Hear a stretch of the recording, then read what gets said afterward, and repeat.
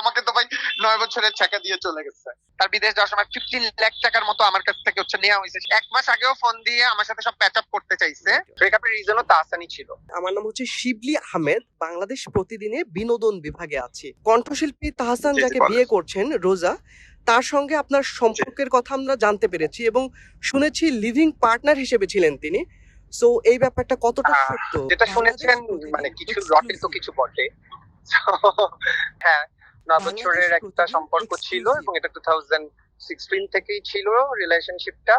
আর যেটা হয়েছে আমি আসলে গতকাল পর্যন্ত জানতাম না। গত 3 মাস মধ্যে আমাদের মধ্যে ব্রেকআপ হয়েছে, বাট তারা তখন দেখতেছি বিভিন্ন নিউজ পোর্টালে বলতেছে যে 1 বছর ধরে তাদের সম্পর্ক আগাচ্ছে।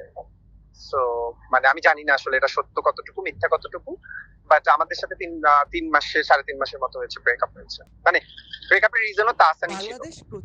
যেটা সত্য সেটাকে তো আমি ঢাকতেও পারবো না মিথ্যা দিয়ে। আপনাদের মধ্যে সম্পর্কটা কতটা ডিপ ছিল? 9 বছর যদি আপনি যে কারোর সাথে থাকেন, হ্যাঁ, তত এটা তো আসলে খুব বলা বাহুল্য যে কেমন, এটা তো আসলে বলা যায় না যে কেমন ডিপ ছিল না ছিল 9 বছর আপনি একসাথে যদি একটা মানুষের। আর আমাদের চাইল্ডহুড প্রেম ছিল।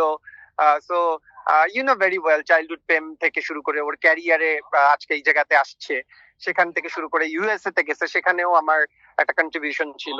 তো সবকিছু মিলিয়ে এটা তো আসলে ভাই মানে এইভাবে তো আসলে বলা যাবে না। আপনিও যদি একটা, আপনি নিশ্চয়ই, আমি জানি না বিবাহিত না অবিবাহিত, আপনি কি মনে করছেন আপনি প্রতারিত হয়েছেন এই ধরনের? অবশ্যই আমি প্রতারিত, আমি প্রতারিত।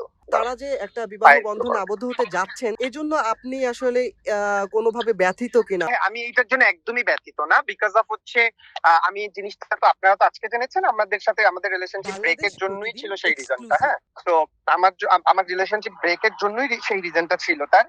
সো আমাকে হচ্ছে গিয়ে তো এই মানে ব্যথিত, মানে ধরেন আপনি যদি জানেন যে আপনার সাথে একটা চিট করা হয়েছে, হ্যাঁ, তো সেই জিনিসটা হচ্ছে 9 বছরের আজকে তার ক্যারিয়ারের পেছনে বলেন, ইনভেস্টমেন্ট বলেন, সবকিছুতে। তো যখন আমি সাডেনলি শুনছি তখন ব্যথিত হয়েছি। 2 মাস আগে তারা অনেক জায়গায় প্রথম আলোতে দেখলাম 1 বছরের নাকি রিলেশনশিপ, বাট আমি কনফার্ম দিতে পারি এটা ফেক, কারণ I have all prove and everything যে আমাদের মধ্যে 4 মাস শুধু ব্রেকআপ হয়েছে। আপনি ম্যারিড কি? না ভাই, আমি ম্যারিড হবো কিভাবে? আমাকে তো ভাই 9 বছরের ছ্যাঁকা দিয়ে চলে গেছে। এবং তার বাবার স্টোরি হয়তো আপনাদের কাছে জানা আছে। না, আমি ঠিক জানি না। আমি আপনাকে একটা নিউজ পাঠাচ্ছি। তার বাবা কিন্তু আওয়ামী লীগের এই কি বলে যে শীর্ষ সন্ত্রাসীর কাতারে এবং ক্রস ফায়ার হয়েছে আওয়ামী লীগের আমলে। খুবই দুরান্দার একজন নারী। আমি তার সম্পর্কে বাজে কথা বলতে চাই না। এবং আরেকটা জিনিস আপনাকে বলে দিই, তারা ফলাও করে প্রচার করছে যে নিউ ইয়র্কের কি বলে ম্যানহাটন না কি জানি, সরি নিউ ইয়র্কের না ম্যানহাটন না, নিউ ইয়র্ক ইউনিভার্সিটি থেকে সে কসমেটোলজির উপর ডিগ্রি লাভ করেছে। হ্যাঁ, আমি আপনাকে আজকে এই জিনিসটা বলি, আপনি তো একজন সাংবাদিক, আমি নিজেও পড়াশোনা করেছি সাংবাদিকতা বিভাগে, আপনি একটু অনুসন্ধানী করে নিবেন।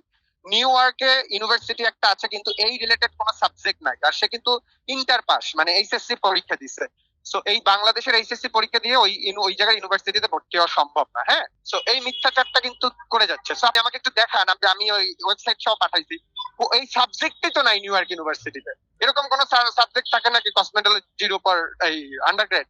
আর আপনি ইন্টার পাস করে গিয়ে এমন তো হতে পারে যে আপনি লাস্ট যখন জেনেছেন তারপরে ইনক্লুড হয়েছে সাবজেক্টটা, এমন তো হতে পারে। আমি তো আজকে জেনেছি, আমার সাথে তো ভাই আমার সাথে তো তার 3 মাস ধরে কমিউনিকেশন অফ। হ্যাঁ, তো আপনি তো মানে অবশ্যই তো নিজস্ব কোনো ডিগ্রি নিয়ে পড়ছেন। একটা ডিগ্রি বা ডিপ্লোমা করতে হলেও 6 থেকে 8 মাসের সময় হয় লাগে, তাই না? মিনিমাম একটা ডিপ্লোমা ধরলাম, আমি ডিগ্রি বাদে দিলাম। সো ডিগ্রি বাদেও তো গিয়ে লাগে ভাইয়া।